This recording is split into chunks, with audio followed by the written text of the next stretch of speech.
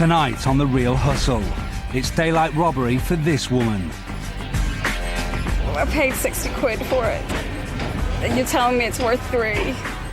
Find out how not to lose all your cash in one easy bump. I hadn't got my wallet with me. I had just this piece of paper. And there's a scam to relieve you of a car and your money while you're home alone. I'm still shaking, I can't believe this. This is The Real Hustle.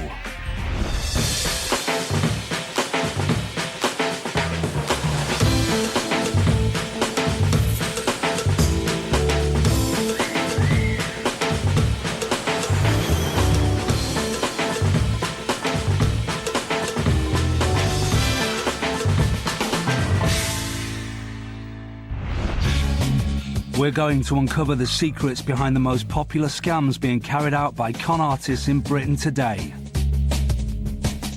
Our real hustlers are Alex, a confidence trickster; Jess, a sexy swindler; Paul, a scam artist.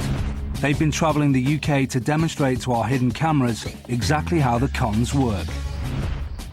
All the people in this show have been hustled for real, and after being given their money back, they agreed that the footage could be shown, so you can avoid being ripped off by the same scams.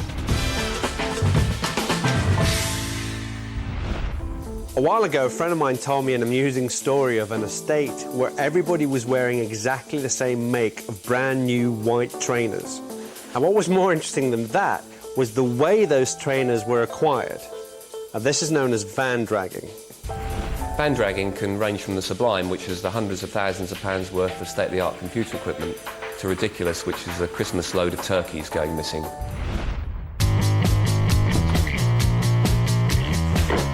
Here's how the villains operate van dragging. It's early morning in a city backstreet. These CCTV cameras are guarding the loading bay doors that serve a major electrical goods store.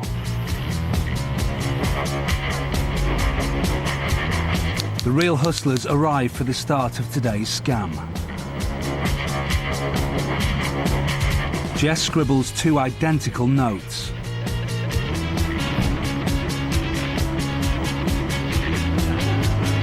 One note is stuck to each loading bay door.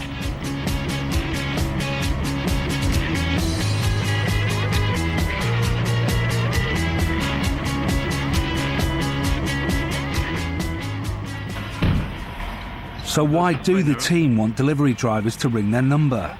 Here's the answer. The team are going to park in the best place to observe the comings and goings in the street. The boys will wait out of sight while Jess keeps a lookout for any arrivals at the targeted loading bay. If a van does turn up, hopefully the driver will read Jess's sign and call her. She'll then send in Alex and Paul after convincing the driver to hand over the goods to her warehouseman. The hustler's van is parked here, enabling Jess to keep surveillance. Alex and Paul unload their trolley.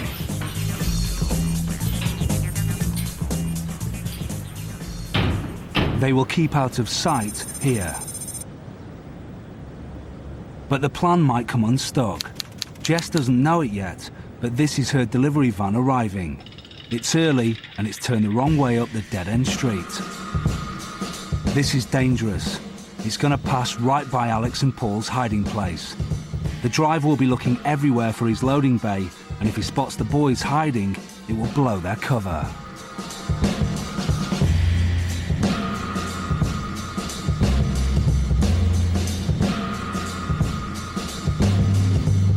The delivery van comes back down, and now Jess realises what's happening. Did the driver see Paul and Alex?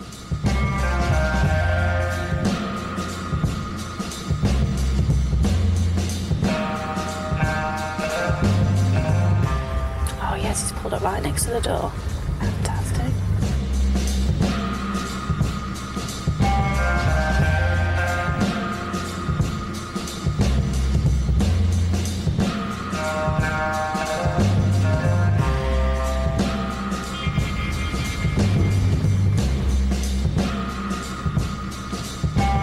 He's going for his mobile. Jess must now play her role.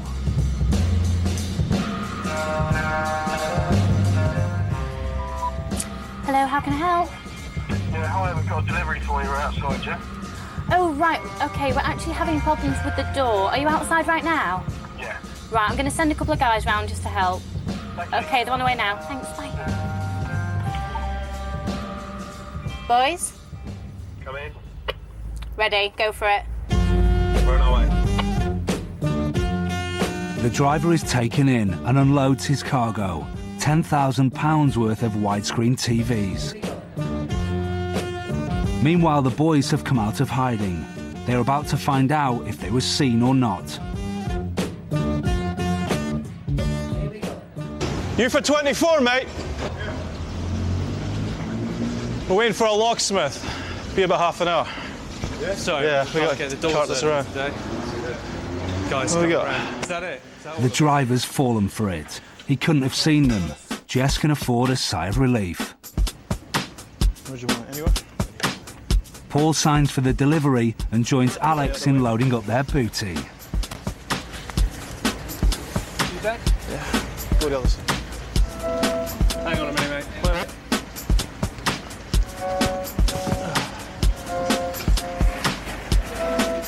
Incredibly, the driver hasn't suspected a thing. Not the crudely written note, nor the phone call, or even Alex and Paul decked out in fluorescent jackets and homemade security IDs. His load has been hijacked and he doesn't even know it. I'm having this one. Jesse, we're ready for our van.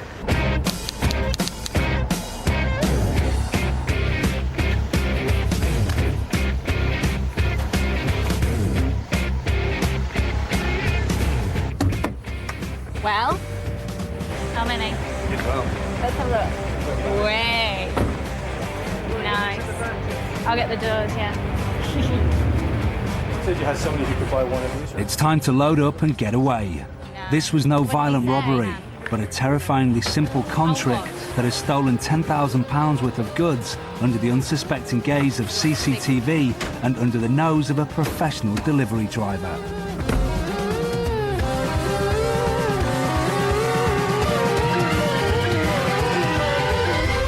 A gang of criminals will give you any reasons why you can't deliver to your drop-off address or location.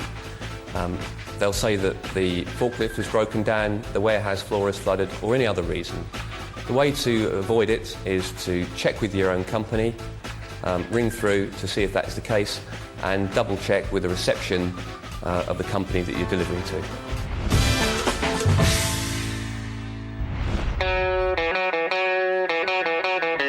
This next hustle is about overhearing a telephone conversation and a bargain that's too good to be true. This is the Eavesdrop cell. We're at a London market where Jess has set up what appears to be an antique store.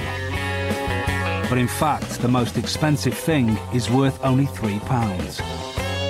The aim of the game is to make a huge profit. Paul is going into this busy cafe. Inside, these two women are about to overhear a telephone conversation about an absolute bargain Paul's just spotted. 100. Alex is in position and ready to receive Paul's call. Remember, it's the two women who will think they are the ones who are hustling. Hello, Paul. Alex, mate. Hello, mate. You are not going to believe what I just saw. Paul makes sure the women can overhear everything he says. Remember that plate? Remember that really expensive plate that we saw? Expensive plate. Yeah, was that house? That's got the women's attention. Yeah. Right. Yeah, it was the Hollingworth Blueware, yeah? The Hollingworth Blueware. Yeah, it had the wavy outside. It was like Wavy outside. Yeah, it was like £800 at the auction. Paul describes the plate and makes it clear that it was worth £800 at an auction. I've got no money. There's one in the market. She wants 60 quid for it. 60 quid? Now he's made sure that the women know that it's possible to buy the plate for £60. Basically, you know where the Halifax and the Greggs the Bakers are? Greggs the Bakers, yeah, I know. She's right in front of there. Are you going to be able to And finally, he's explained where to find this bargain. I guarantee we'll sell it. I'm going to go. Now the two marks have all the information they need to go out and make a fast buck. Well, it's on about some plate. It's worth a lot of money and it's only 60 quid. Right, I think Paul's roped somebody, so Yeah, I think they're going to be coming down that way. We could try and sell it if it looks good, but let's go and let's go and suss it out anyway.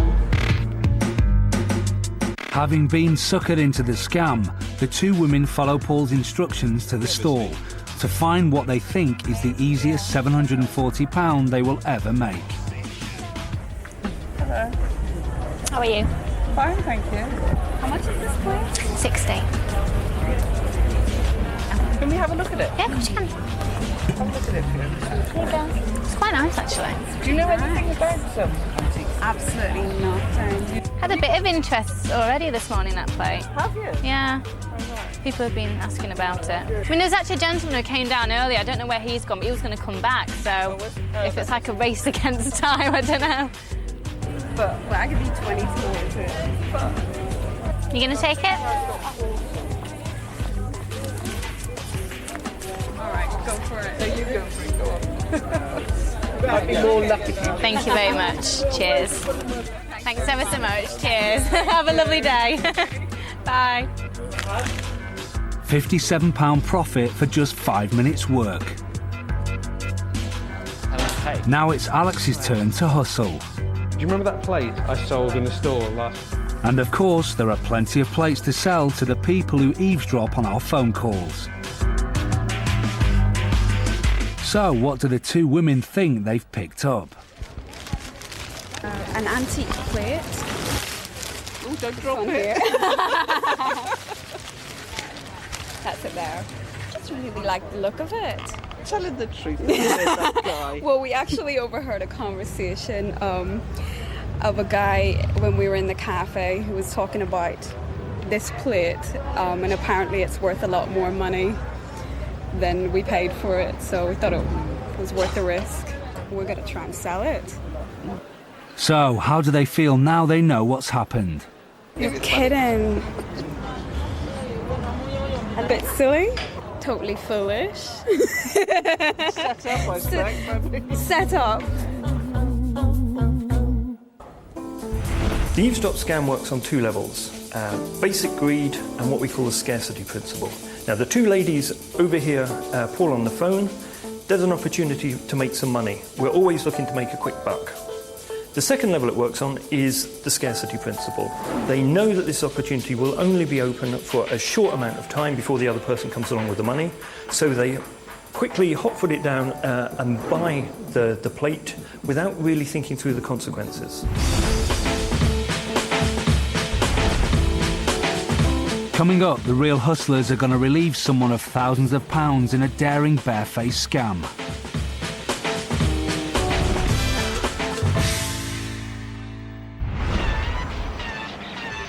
The real hustlers are going to show you how to get free drinks off your mates by using proposition bets on some unsuspecting customers in this local pub. The proposition bet suckers you in as it's a bet on an event or an outcome that you believe can only go one way, and it always does go one way, the hustler's way. So watch and learn. These lads are enjoying a drink down their local pub, but Jess has marked them out to buy her, Alex and Paul, their next round. For this proposition bet, she's going to be using her feminine charms, a hat and a straw. Oh, you're running a bit late. Do you want another drink? Okay. I'll tell you what, I've got a challenge for you. And if I can do it, then you buy me and my two friends a drink. And if I can't do it, then I'll buy you three a drink. Yeah? See it? Okay, my challenge is that I can drink this shot from under this hat without touching, lifting or moving the hat. Think you could do it? Go for it. Think I can do it? No. Do you think I can do it? Jess is convincing. It seems like an impossible task. If I can't do it, I'll buy you. Are you allowed three to touch a the drink. hat? I can't touch the hat. Well, as it is now, you're not allowed to touch it. No, I'm not allowed. I'm not going to touch that hat at all. Go for it. You want to see it? Go for it. Okay.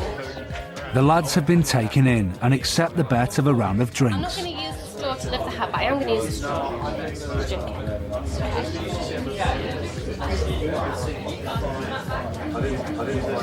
shift.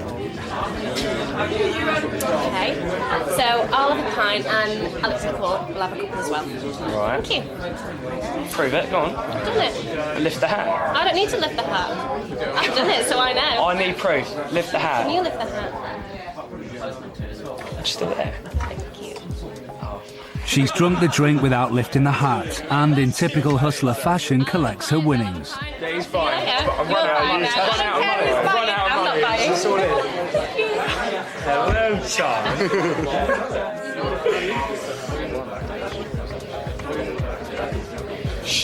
Stupid trick, and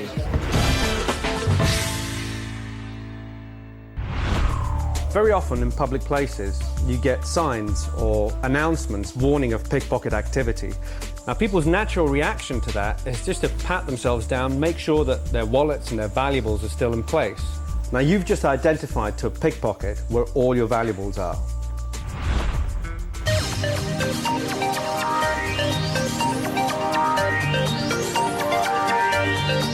Every day, thousands of people travel through train stations, making it a treasure trove for pickpockets, as they know that each and every person will either have a wallet, a suitcase, or a work bag with them.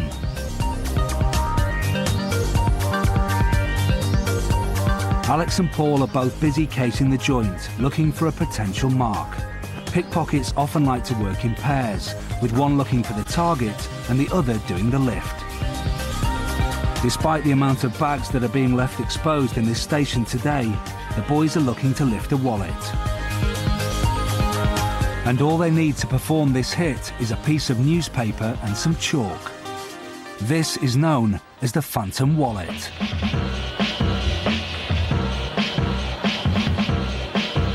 For this hit to work, Alex must be able to identify a person who keeps their wallet in their back pocket.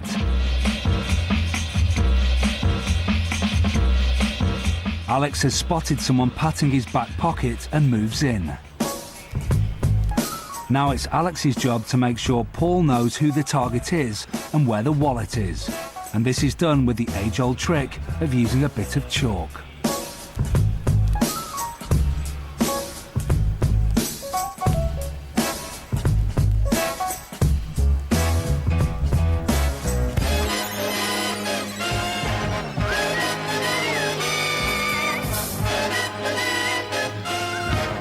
This man has now become the mark. This technique of using chalk to mark a target is where the term originated from. Alex has done his job, now it's Paul's turn. He's spotted the mark, and he knows that the wallet will be in his right pocket as Alex has placed the chalk deliberately on his right shoulder. Paul has to size up the shape of the wallet. The aim is to replace the mark's wallet with a piece of folded newspaper of the same size without him noticing.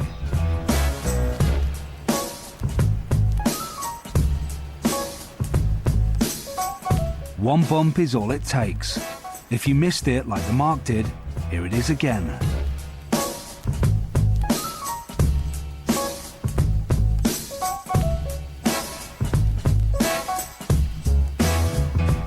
No sooner has the wallet been taken from the mark's pocket, Paul deposits it in Alex's umbrella, and they both make a quick getaway. The mark now has a worthless piece of paper in his back pocket, but it still feels like he's got his wallet. And it's only when he tries to buy something that he finds out that he's been robbed. Somebody pushed me. And then I thought I wanted some water, so I went to the shop to buy a bottle of water, and suddenly, when I went to pay for it, I hadn't got my wallet with me. I had just this piece of paper. At first I thought I had to drop it or something, but later I was thinking about everything. I realized maybe it was this guy who pushed me. If you want to keep your wallet, don't put it in your back pocket. It's one of the easiest places to steal from. And if someone invades your personal space, think, could they have stolen something? And if you have to check your property, always remember someone might be watching. Out of sight, out of mind, out of pocket.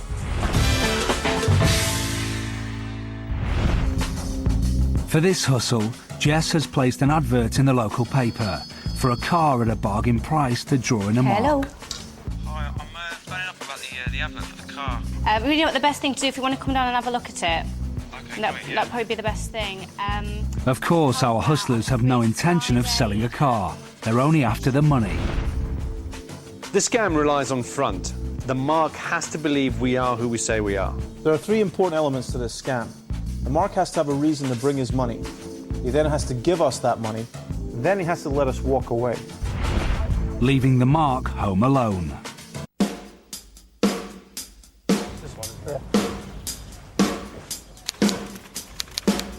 Alex, Jess and Paul have found an ideal property they know will be empty for the afternoon, and they know how to gain entry to a house.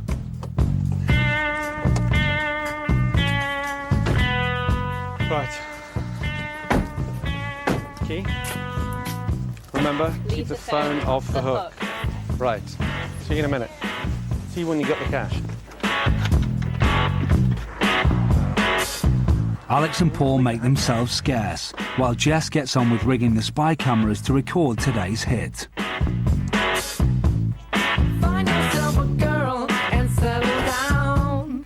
Live a simple life in a quiet town. Steady as she goes. Steady as she goes. The mark arrives. A big one.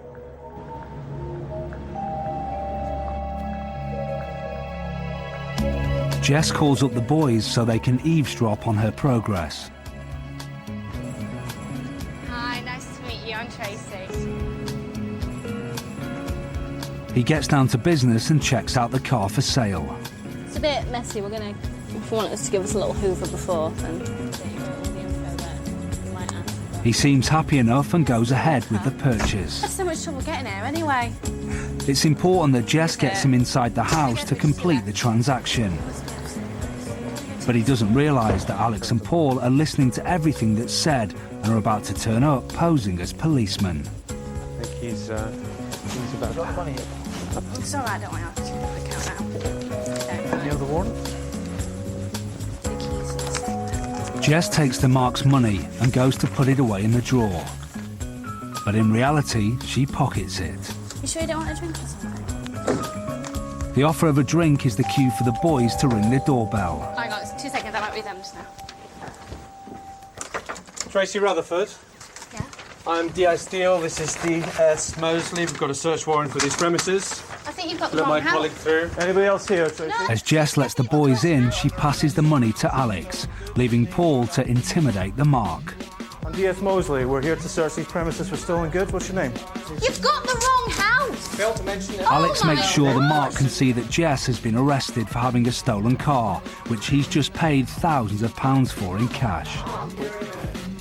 Well, when Johnny gets back... Do you have any ID? Right, get in the car. Their part over, Alex slips out of character as Jess slips out of the handcuffs.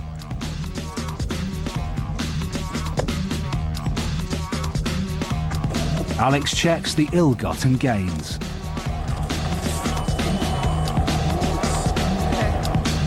You came to pick up a car. Do you know it's illegal to buy anything that you know or suspect to be stolen? Believing Paul to be a real policeman, the mark is frightened that he too will be arrested and complies with Paul's instructions.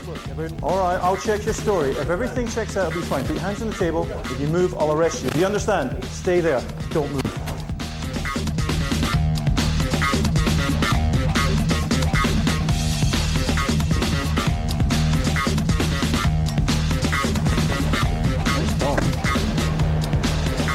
The team drive away confident the mark will stay put.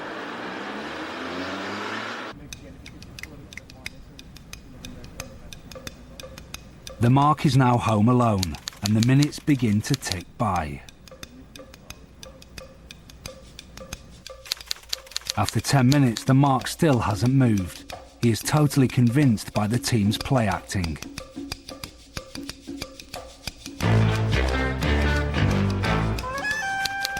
Nearly 20 minutes have elapsed since the team drove off, and the mark's curiosity gets the better of him, and he goes to investigate.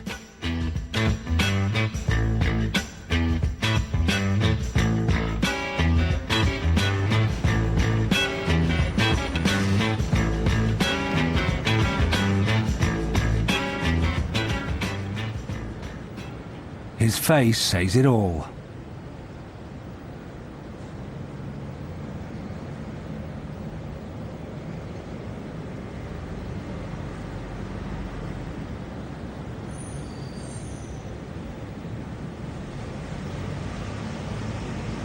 The truth slowly dawns on him. The car's gone, and so has his money. He came to buy a car. He gave the money to a friendly Jess, who was arrested as a car thief, and he was told to stay put by a police detective. Nothing is as it seems, apart from him being down thousands of pounds, courtesy of the real hustle. It's time for the Mark to find out what's really happened. So I'm shaking, I'm still shaking, I can't believe this. She just made me feel comfortable, and I sat down, I thought I was really relaxed. And the next thing I knew, doorbell rang, and 5-0. It's scary though, it's very scary, and I mean, if it can happen to somebody in real life, then I don't want to be that person again, definitely not. If this guy was really being conned, things would get a lot worse, because the first thing we'd do as we drove away is we'd call the police. Remember, this guy's alone in someone else's house without their permission. Who's going to believe his story about 3 hustlers in a car? Also remember, if you find yourself in an unusual situation and you do get confronted by the police, don't be afraid to check who they are. Ask them for a telephone number where you can call and find out if they are who they say they are. If they're genuine, they should let you do that. Unlike us.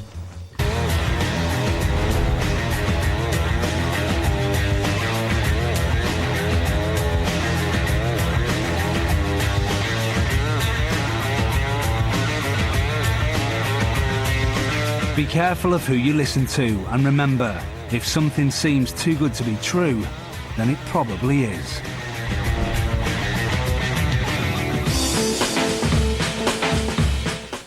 Well, coming up next on BBC Three, the lovely Jonathan Ross has some Japanorama for us. And then later we go MI5, not 9 to 5. I can't stop saying that. It's Spooks.